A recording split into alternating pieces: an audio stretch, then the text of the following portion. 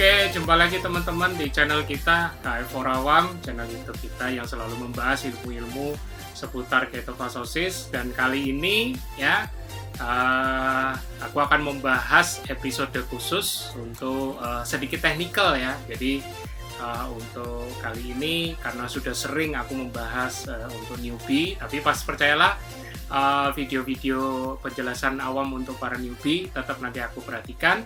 Kali ini sedikit teknikal ya.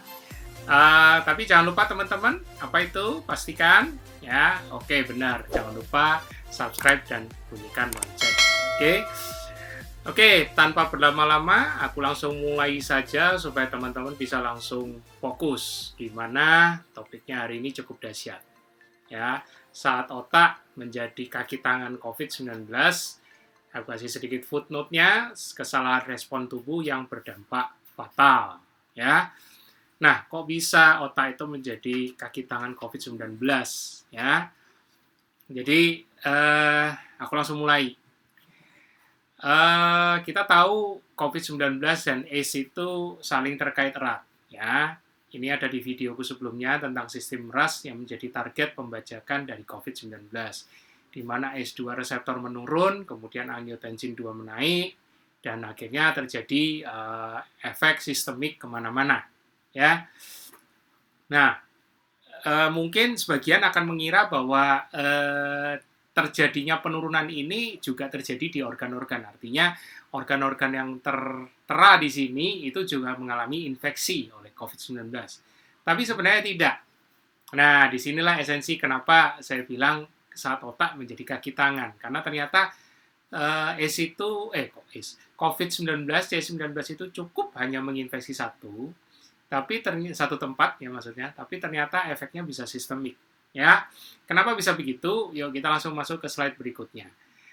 Sistem RAS dan COVID-19 ini kita sudah tahu cara kerjanya, ada liver, ada ginjal, ada paru-paru, kemudian nanti larinya ke vasokonstriksi, kemudian juga menghasilkan aldosteron dan juga feedback ke kortisol kita, ke ADH kita ya. Nah, ini ada satu jurnal yang bagus yang menyatakan bahwa sifat dari sistem RAS yang lokal itu ternyata juga punya efek endokrine dan eksokrine ya. Kalau teman-teman masih ingat tentang cara kerja imun ya, sitokin itu ada sifat autokrine, ada sifat parakrine dan endokrin ya. Ada yang bilang endokrin, ada yang bilang parakrin, ya kan, parakrine, ya. Bisa diulang di videoku sebelumnya ya, kalau nggak salah tentang happy hypoxia, kalau nggak salah. Ya. Jadi ini terkait dengan koordinasi atau komunikasi dalam tanda kutip antar sel, ya. Jadi yang terjadi di sistem RAS itu dia menghasilkan suatu sifat hormon-hormonnya itu bisa bersifat endokrin dan eksokrin. Eksokrin itu bisa parakrin itu berarti jarak jauh ya, kalau nggak salah, coba diulang. Nah, jadi dari sini kita jadi bertanya-tanya, oh ternyata liver, ya kan, ginjal dan juga paru-paru kita, adakah yang memicu? Nah, jadi nggak mungkin kalau bahasa Jawa bilang ujuk-ujuk liver kita langsung ngeluarin angiotensinogen. Pasti liver ini mendeteksi sesuatu, dipicu oleh sesuatu sehingga dia mengeluarkan hormon angiotensinogen. Ginjal juga demikian, dipicu oleh sesuatu, mendeteksi sesuatu sehingga dia mengeluarkan renin. Demikian juga dengan paru-paru. Nah, Kalau sudah gini, yang benang merahnya untuk menghubungkan semua ini pasti tidak lain adalah otak kita sendiri. Ya, gambar ini ada di slideku sebelumnya, di videoku sebelumnya sistem RAS, dan kita mau sedikit fokus sekarang di kotak merah itu, di mana hipotalamus kita atau otak kita yang menerima sensing. Nah, kalau di gambar ini adalah yang disensing adalah angiotensin 2, ANG2. Memberi input ke otak, kemudian dia memicu sistem RAS. Nah, itu tadi, ya. Jadi otak kita memicu sistem RAS ternyata, tapi dia dapat input juga ternyata. Nah, kita langsung sedikit kita bedah nih di hipotalamus kita, ya. Kita bedah supaya teman-teman mulai bisa paham, ya. Nah, jadi di dalam otak kita itu, ya, di dalam otak kita itu ada yang bagian hipotalamus kita, ya. Kemudian kalau aku perbesar lagi, ternyata di bagian hipotalamus ini, ya, itu ternyata terdiri dari beberapa bagian. Nah, ini nggak usah terlalu dihafalin, tapi ini sebagai pengetahuan bahwa ternyata ada bagian-bagian yang ternyata ini terkait erat dengan cara otak kita mendeteksi atau mengetahui apa yang terjadi di dalam tubuh kita sendiri. Ya, gambar ini silakan di screenshot. Gambar ini juga bisa dicari nanti di Google, di internet ada tersedia semua.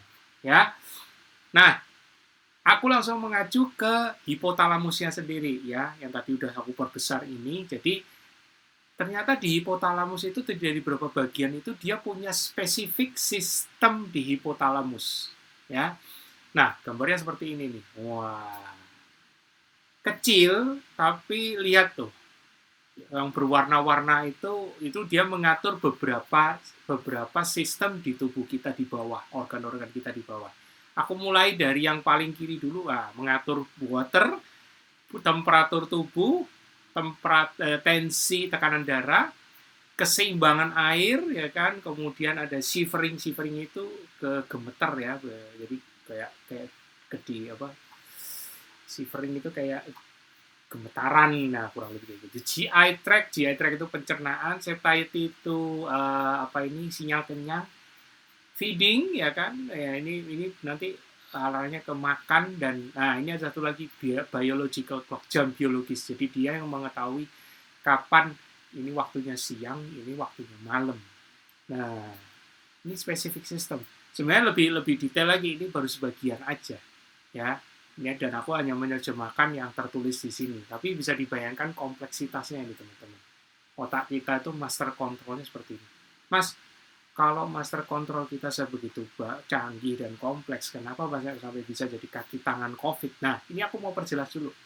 Ini masih belum selesai, aku masih bedah hipotalamusnya itu yang sudah kecil aja, tapi ternyata di dalamnya kompleks banget. Ya, sistem di hipotalamus ini masing-masing akan tergantung sama yang namanya sensor sistem di hipotalamus. Nah, ini yang dinamakan dengan circumventricular organ atau CVO. Jadi sensornya, sistem di hipotalamus tadi kan spesifik sistemnya, ada yang ngatur air, ada yang ngatur tensi, ada yang ngatur nanti jam biologis, ada yang ngatur GI tract itu pencernaan, ada yang nanti ngatur keseimbangan airnya, mineral dan segala macam. Nah, sistem itu butuh inputan itu diterima dari sensor. Nah, sensornya ini dinamakan CVO, bukan VCO ya, CVO. Circumventricular organ. Nah, ini kalau aku lihat pengertiannya di jurnal ini, aku langsung ini ya. Struktur bagian dari hipotalamus yang mengizinkan perpindahan hormon hipotalamik keluar dari area otak tanpa mengganggu jaringan blood-brain barrier, dan juga mengizinkan substrat yang tidak bisa melewati jaringan blood-brain barrier ini untuk menstimulasi perubahan dalam tanda kurung metabolisme di dalam area otak. Oh, jadi karena otak kita kan juga masih ada pembuluh darah yang melewati, tapi darah itu tidak bisa masuk ke dalam area otak karena ada jaringan yang namanya blood-brain barrier. Tapi bagaimana darah itu yang membawa informasi tadi, yang ada di dalamnya ada angiotensin 2, ada sitokin, itu informasi itu bisa dibaca oleh hipotalamus, spesifik sistem si hipotalamus yang tadi. Rupanya ada yang namanya circumventricular organ ini, ya. Sistem ventrikular. Nah, ini aku dapat gambarnya di itu, link jurnalnya neurology.org, ya, kontennya sekian. Aku sih kebetulan dapatnya bayar, tapi mungkin teman-teman nanti yang nggak bayar mungkin nggak dapat. Tapi di Google sih muncul previewnya. Nah, ini kebetulan aku perbesar, aku bisa perbesar dan lebih. Mana yang termasuk CVO itu ini, ya, teman-teman bisa lihat. Yang termasuk CVO, ya, yang tanda panah tanda panah coklat. Nah, yang agak sedikit krem itu sebenarnya CVO juga, tapi tidak tertulis di sini. Ada median eminence, ada macam-macam deh. Aku nggak terlalu hafal, tapi teman-teman nanti bisa cek sendiri. Yang termasuk circumventricular organ itu apa aja. Ya, nah, aku fokus ke yang tanda panah coklat. Ya, satu SFO, ada OVLT, dan area postrema AP. Ya, teman-teman bisa lihat itu garis merahnya terhubung di pembuluh darah. Ya, di mana pembuluh darah itu ada data informasi, dalam tanda kutip ada data informasi mengenai tekanan, osmolarity, angiotensin 2, ya. Ini aku kotakin supaya teman-teman paham. Dan juga ada sinyal kenyang, ada sitokin, antibodies, parasit, ya kan, dan macam-macam.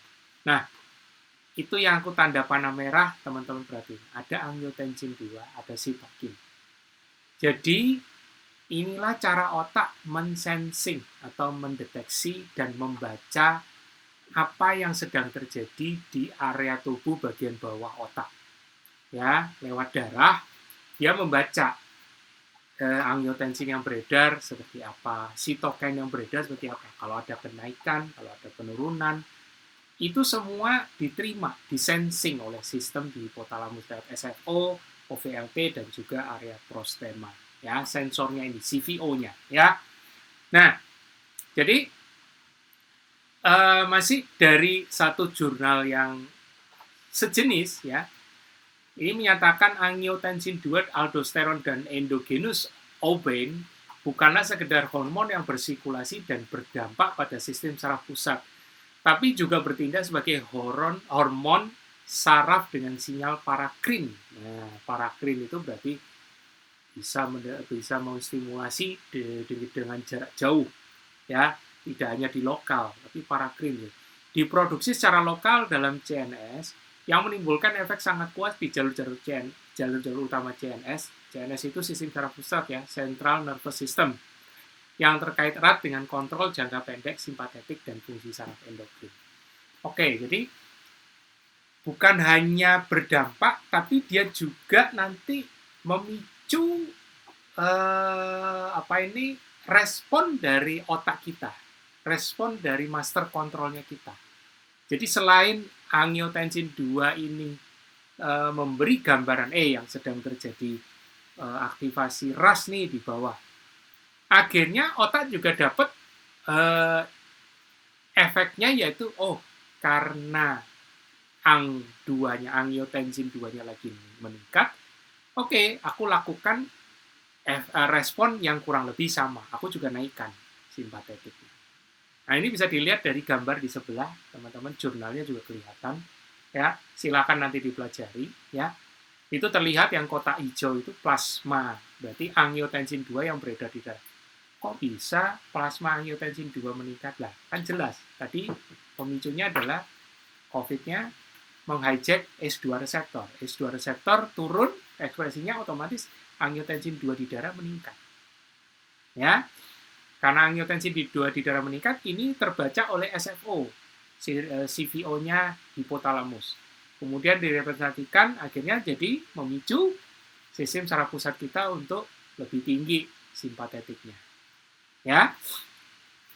Nah, Mas, itu ada endogenous aubain, itu IO itu apa? Nah, itu sejenis hormon glikosida jantung yang bekerja dengan cara sama seperti hormon stres adrenal, dengan efek kardiologi, hemodinamik, dan renal. Ini berarti spesifik ke jantung, ya. Jadi ini hormon-hormon seputar yang mempengaruhi sistem kerja jantung. Makanya kalau yang ngalamin peningkatan simpatetik, jantungnya juga ikut terpengaruh, ya, karena dasarnya ini, ya. Sehingga ini ada satu gambar bagus lagi di mana ada satu pembuluh darah di mana plasma angiotensin 2-nya meningkat. Kemudian, nah ini kalau teman-teman ngikutin anosmia, videoku sebelumnya tentang anosmia, hilangnya aroma, teman-teman pasti sudah kenal yang namanya astrocyte dan mikroglia, ya. Dan kemudian ada neuron. Nah, ini yang ada di SFO itu tadi, ya. Jadi SFO itu mendeteksi di darah, ya kan? Itu kan blood-brain barrier tuh, ya. Nah, kemudian ada sensingnya di situ. Kemarin kita sudah buktikan, ya kan, pada kondisi anosmia itu astrocyte dan mikroglianya mengalami efek inflamasi, yaitu AT1R-nya yang lebih dominan ekspresinya. Jadi boleh disimpulkan sebenarnya otak itu mendeteksi gangguan di periferal tubuh, di tubuh bagian bawah ya, itu lewat CVO, sekaligus mensimulasikan dan mereka ulang. Jadi kayak dibikin simulasinya di dalam lingkungan otak itu sendiri. Kemudian disimulasikan ulang, direka ulang, kondisi berdasarkan data yang diterima oleh sensor tadi. Dan kalau sudah, ternyata seperti ini toh yang terjadi di bawah. Oke, kalau gitu SOP-nya begini. Nah, kemudian hipotalamus memberikan output, ya kan? Output sesuai SOP-nya, jalur metabolisme pathway-nya. Nah, dalam hal ini simpatetiknya yang kena. Ya. Nah, itu gambarnya aku dapat dari link yang sudah tertera, jadi teman-teman tidak usah bingung, tinggal di screenshot, tinggal dicari, ya. Jadi teman-teman ini mesti paham ya. Aku tidak perlu jelasin sangat-sangat teknikal, ya kan. Kalau teman-teman tertarik, nanti ada forumnya sendiri, ada grupnya sendiri khususnya untuk para nakes. Ya, ini aku pembahasakan secara awam aja. Ya, bagaimana otak itu bisa berpotensi jadi merespon, tapi responnya salah dan berdampak fatal. Itu maksudku dengan aku kasih judul saat otak menjadi kaki tangan COVID-19. Jadi kembali lagi ke slide sebelumnya yang berbicara tentang COVID-19 S2 ini. Saat S2-nya turun, S2 entah itu di paru-paru atau bagaimana, satu organ aja ya kan, kemudian angiotensin 2 meningkat, itu kemudian tercermin di otak kita, ya, terdeteksi, terreka ulang, tersimulasikan ulang di lingkungan otak kita. Sehingga gejala-gejala yang termuncul di sini itu bisa jadi efek dari output yang dikeluarkan otak tadi. Ya, mulai dari paru-parunya makin naik inflamasinya, ginjal kita juga makin aktif ngeluarin renin, ya kan, liver juga makin ini, pokoknya macam-macam, jantung juga udah pasti, ya kan, dan seterusnya. Ya, jadi kesimpulan sementara saat ini COVID-19 itu tidak harus wajib menginfeksi sel-sel di lokasi tertentu untuk memunculkan gejala patologis, ya. Tidak harus wajib, ya. Jadi kalau ada yang masih heran dengan kok bisa sih sudah negatif, tapi kok muncul gejala long COVID atau post COVID. Nah, itu sebenarnya bukan COVID-nya, itu efek dari kaki tangannya COVID, yaitu otak ini yang tanpa sadar sudah jadi kaki tangannya COVID, tanpa sadar, ya. Hanya dengan rontoknya S2 satu jenis sel di lokasi tertentu, sistem RAS tubuh terpacu sistemik dan terdeteksi di sistem RAS-nya otak. Nah, ini tadi aku bilang, sistem di otak itu ada sistem RAS yang reka ulang simulasi tadi. Ya. Nah, potensi respon yang salah, ya, dari otak sebagai master kontrol tubuh itu sangat besar dan bisa berdampak fatal. Ya. Nah, ini aku ada satu jurnal juga bagus yang menggambarkan mengapa otak itu juga merespon hal yang sama tapi bukan COVID. Ini terkait dengan polusi, ya. Terkait dengan polusi yang masuk lewat saluran pernapasan, ya kan? Jadi judulnya adalah Threat Induces Inflammation and Neurodegeneration. Itu linknya ada di situ. Ya, di mana ini kejadiannya adalah mikroglia dan astrocyte-nya yang di dekat pembuluh darah, ya, itu terpicu naiknya inflamasi di sel-sel ini yang nanti ujung-ujungnya menyampaikan ke SFO dan segala macam, hanya karena mendeteksi adanya partikel toksin di pembuluh darah yang berasal dari polusi, ya, entah itu dari debu, dari ini. Wah, itu luar biasa, ya. Jadi tidak perlu debunya masuk ke dalam otak kita kemudian jadi inflamasi, bukan itu. Deteksinya, sensingnya, otak mensensing, ya. Paham ya teman-teman? Ini perlu dipahami bahwa yang tadi kesimpulan sementara, COVID itu tidak harus menginfeksi langsung. Dan ini buktinya. Bukan COVID, tapi hanya karena ada polusi terdeteksi di aliran darah, ya kan? Simulasi yang sama dimunculkan di dalam sistem ras otak, ya. Nah, otomatis dari sini ada satu fakta lagi, tidak hanya S2 yang rontok. Ini yang agak sedikit kabar yang buruk, ya. Tidak hanya S2 ternyata yang rontok, ya. Jadi seperti teman-teman tahu, COVID-19 itu pasti menurunkan ekspresi S2 di permukaan sel karena dibajak. Ini teman-teman sudah tahu. Tapi yang teman-teman belum tahu, selain dibajaknya S2, ya, ini ada satu protein lagi, reseptor lagi, yang namanya ADAM17. Nah, ini teman-teman bisa lihat ini, aku kotakin, ya, dan itu yang aku tandai. ADAM17 ini sebenarnya tugasnya dia kalau sudah terima sitokin, ya, ini sel manapun lah, ya, sel manapun lah. Jadi kalau sudah terima sitokin, harusnya dia memotong reseptor-reseptor yang menerima sitokin proinflamasi tadi. Tujuannya apa? Tujuannya supaya inflamasinya tidak berlebihan di dalam sel ini, ya. Tapi di kasus COVID, karena S2-nya sudah turun ekspresinya, sehingga angiotensin 2 itu lebih banyak masuk ke AT1R. Aktivasi AT1R yang berlebihan ini juga mendorong ekspresi ADAM17 secara berlebihan.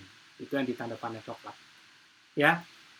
Jadi ekspresi yang berlebihan ini ternyata ADAM17-nya jadi tidak hanya memotong reseptor-reseptor sitokin yang inflamatif, tapi juga memotong S2 reseptor lainnya yang belum sempat terpakai. Nah, ADAM17 apa sih singkatannya, Mas? Disintegrin and metalloprotease 17. Aku udah paham kenapa dinamakan seperti itu, tapi dari kata-katanya disintegrin, jadi dibongkar, ini bagian bongkarin, bagian shading, ya. Protease itu berarti pemotong protein, ya.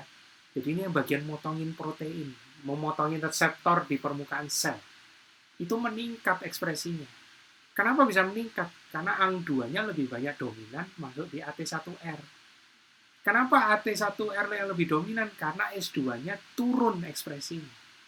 Kenapa bisa turun? Karena dibajak. COVID-nya udah masuk di situ, udah pakai S2 reseptor. Kok bisa? Spike-nya cocok. Aku tinggal ngulang-ngulang aja, ya.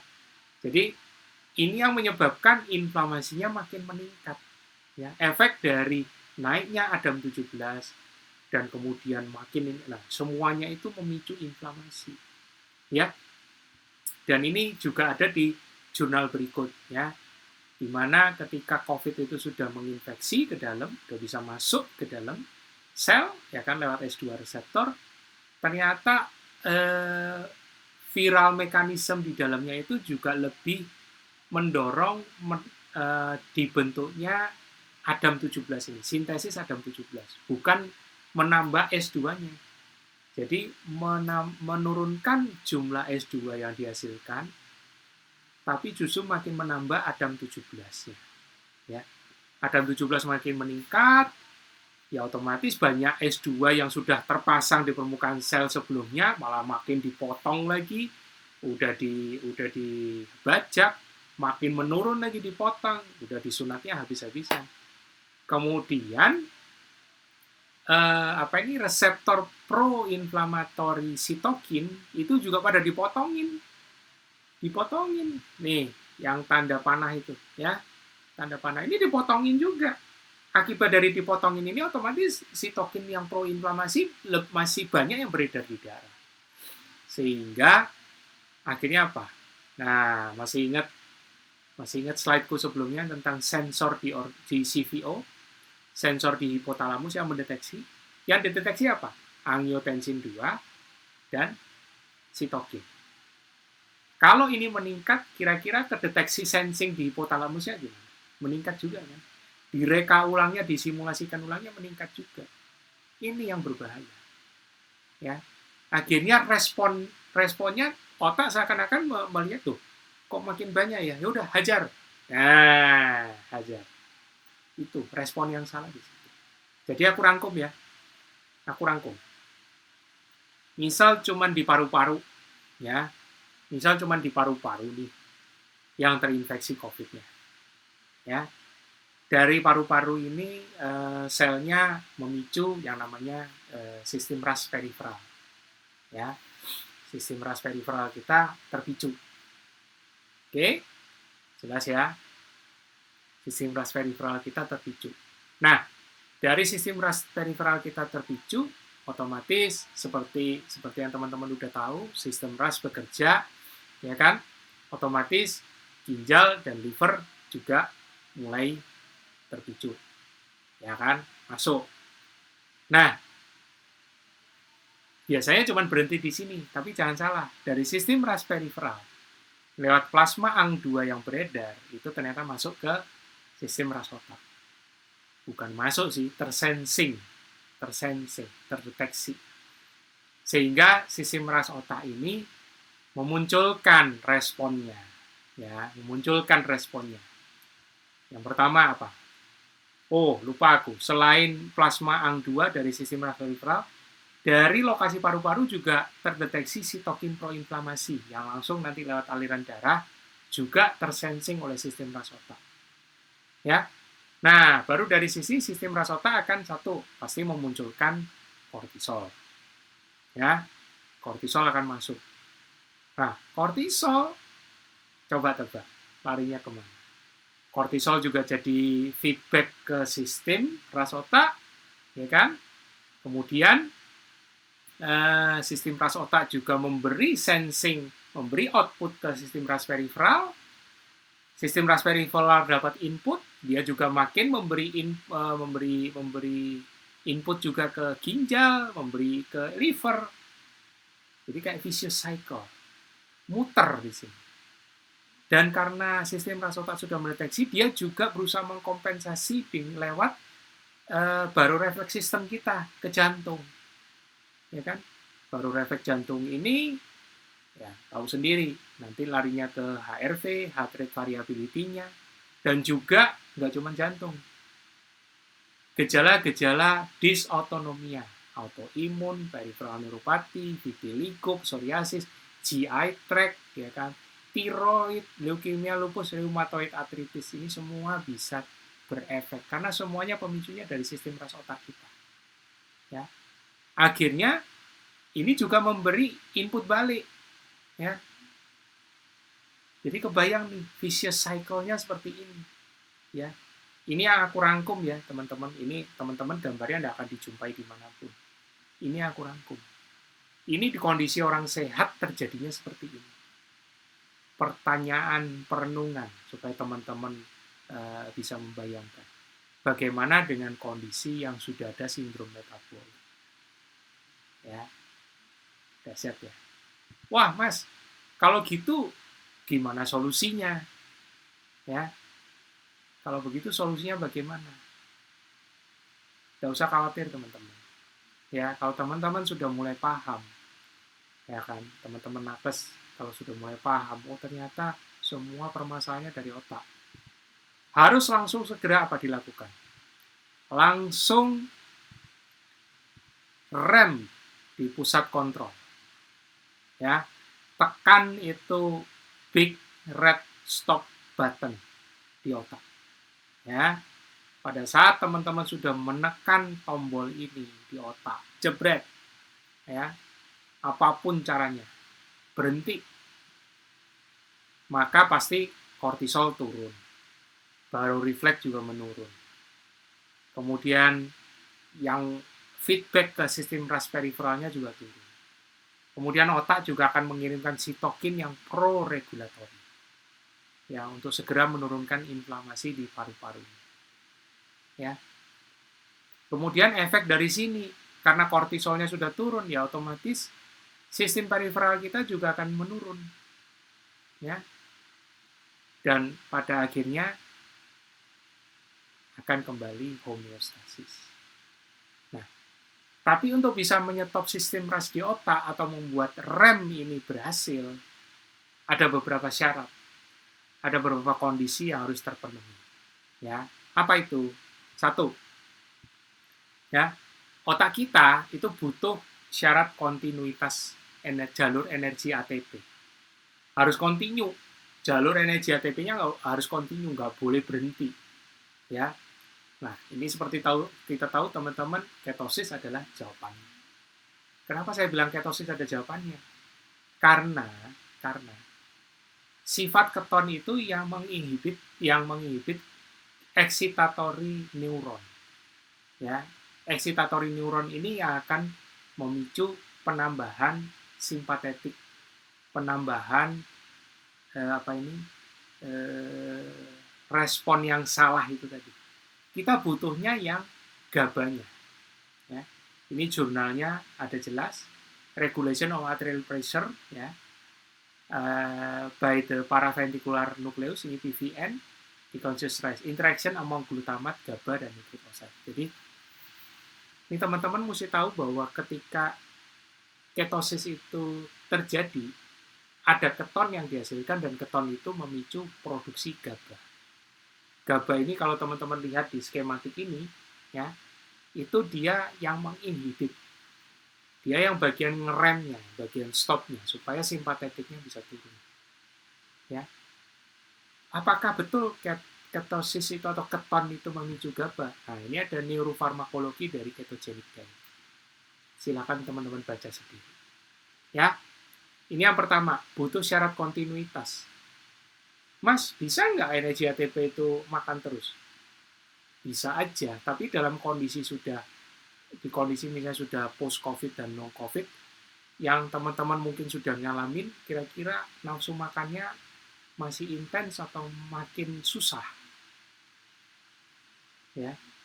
Jadi, syarat kontinuitas ini perlu supaya apa? Otak kita nggak makin stres.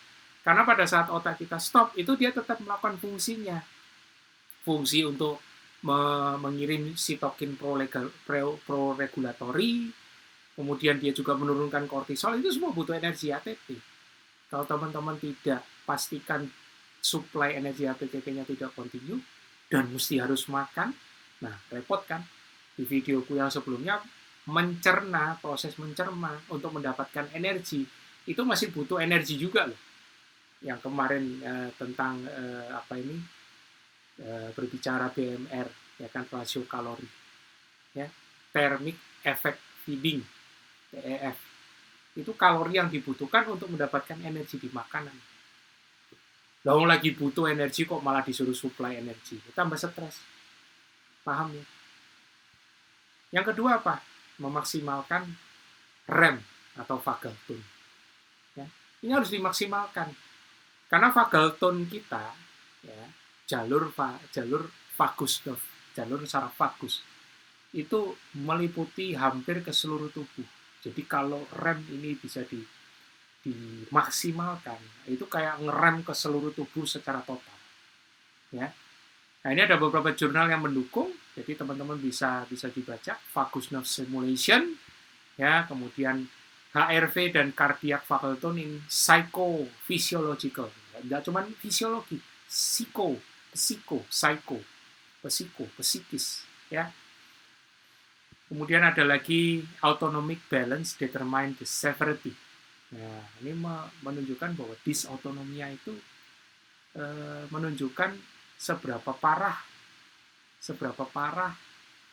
apa ini problem efek dari COVID-19. Dalam hal ini mungkin yang long COVID-nya ya.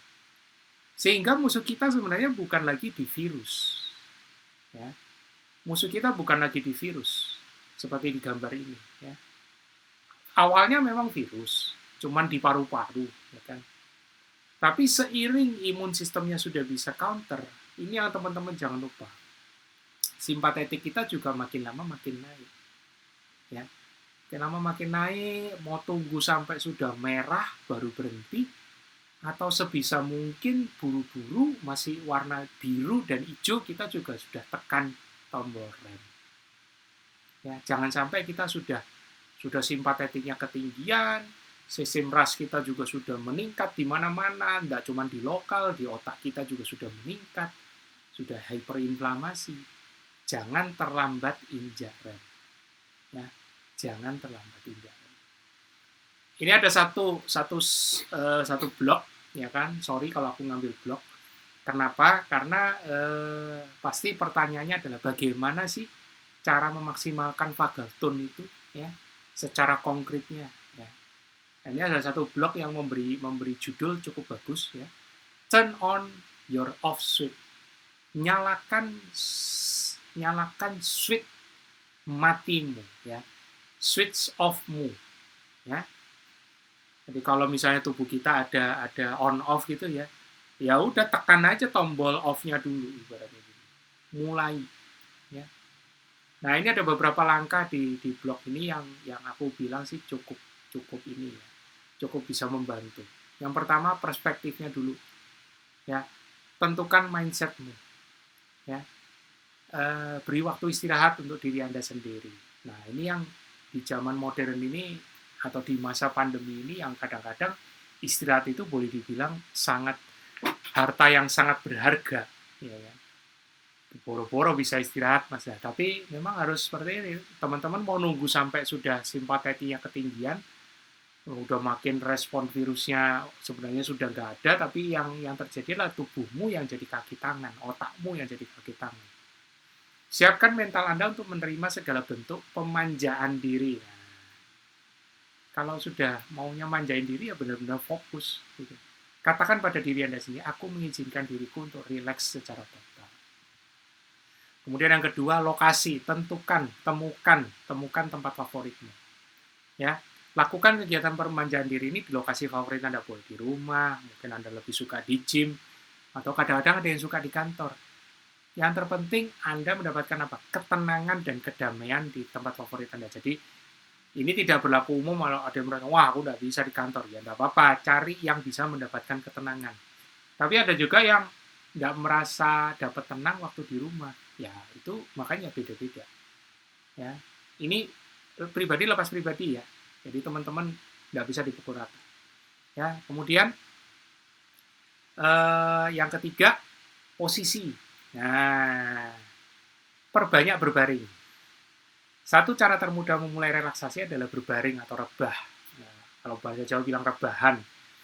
Ya, jangan parno juga. Maksudnya kalau sudah berasa kita itu tegang, ya kan? Ya sudahlah, mulai rileks, ya kan? Dan perbanyak berbaring. Saklar off Anda dinyalakan. Saat Anda berbaring, otot, jantung, dan paru-paru Anda menurunkan aktivitas simpatetiknya. Kemudian keempat, laju. Ya kan? Apa yang dimaksud laju? Perlambat nafasmu. Kuasai situasi sekeliling dan kendalikan nafasmu, dan Anda akan mampu mengontrol laju fisiologi tubuhmu sendiri. Nah, ini seperti kayak mungkin aku mirip-mirip melihat bahasanya kayak di yoga ya. Jadi, kontrol kecepatan di dalam metabolismemu sendiri. Patokannya mungkin seperti ini, untuk mengaktifkan relaksasi, fokus di memperpanjang waktu untuk menghembuskan nafas dibanding waktu menarik nafas. Jadi, waktu narik nafasnya cuma 1 detik, tapi menghembuskannya selama 2 detik. Nah, itu untuk membantu supaya gampang relaksasi. Kalau Anda nggak rileks, itu biasanya ngos-ngosan. Ngos-ngosan itu narik nafasnya lebih cepat. Ya. Kemudian yang terakhir sentuhan. Nah, sentuhan ini tentu jangan sembarang sentuh ya. Jadi teman-teman yang memang sudah punya pasangan silakan. Tapi menyentuh diri sendiri ini juga membantu. Jadi sesekali cobalah sentuh tempat-tempat atau bagian-bagian tubuhmu yang memang bisa memunculkan relaksasi. Ya, memijat diri Anda sendiri akan sangat membantu proses relaksasi. Ya, aku tutup dengan satu slide dari quote dan juga quote dari seorang yang terkenal ini namanya Albert Einstein. Ya, beliau berkata seperti ini. Ya, sometimes the easiest way to solve a problem is to stop participating in the problem. Ya, terkadang cara termudah menyelesaikan suatu masalah adalah justru berhenti berpartisipasi dalam problemnya tanpa sadar, tanpa tentunya ya. Kita tahu di masa pandemi ini begitu banyak begitu banyak effort untuk memastikan apakah itu vitamin D ataukah vitamin C, kemudian buru-buru untuk berusaha ini benar positif enggak, ini benar negatif enggak, aku perlu isoman enggak. Khawatir itu boleh, tapi jangan berlebihan. Ingat, pusat saat otak menjadi kaki tangan COVID, ingat loh, ketika kita makin cemas, makin parno, itu juga makin tidak benar. Yang ada simpatetik kita makin naik. Ya, jadi teman-teman, monggo video ini diulang, ya, kalau misalnya teman-teman pingin mendapatkan afirmasi, ya, bahwa sebenarnya jangan sampai biarkan otak kita jadi kaki tangan COVID-19 tanpa sadar. Tanpa sadar karena kita merasa, wah ini harus dipasti begini. Effort kita memastikan semua itu aman. Ingat loh, seperti yang Einstein tadi bilang, the easiest way to solve a problem is to stop participating in the problem. Ya, oke teman-teman, itu aja dari saya. Kita tanpa sadar sudah 40 menit, lebih panjang, tapi memang topik ini menarik untuk diulas lebih dalam ya. Aku tidak mau buru-buru 30 menit karena ini sangat terkait juga, boleh dibilang merangkum dari efek COVID yang bisa multiple kemana-mana. Ya, jangan lupa teman-teman untuk subscribe dan juga pastikan bunyikan lonceng untuk selalu mendapatkan video terbaru yang nanti akan saya posting di channel YouTube ini. Ya, jadi teman-teman tidak usah khawatir, juga teman-teman tidak usah parno, tapi pastikan teman-teman selalu ingat bahwa pada saat teman-teman akan bisa mengontrol. Kalau teman-teman tidak terlambat untuk tidak terlambat untuk menginjak rem, teman-teman pasti bisa mengontrol simpatetiknya, bisa mengontrol balancing antara simpatetik dan relax porsinya. Ya. Sekali lagi teman-teman, jangan panik, juga jangan cemas. Ingat, psikis itu pengaruh banget. Ya, jangan sampai kita jadi senjata makan Tuhan sendiri. Jangan biarkan otakmu menjadi kaki tangan COVID-19 secara tanpa sadar. Sehingga respon tubuhmu nanti malah berdampak fatal. Itu aja teman-teman. Sampai jumpa dan ciao.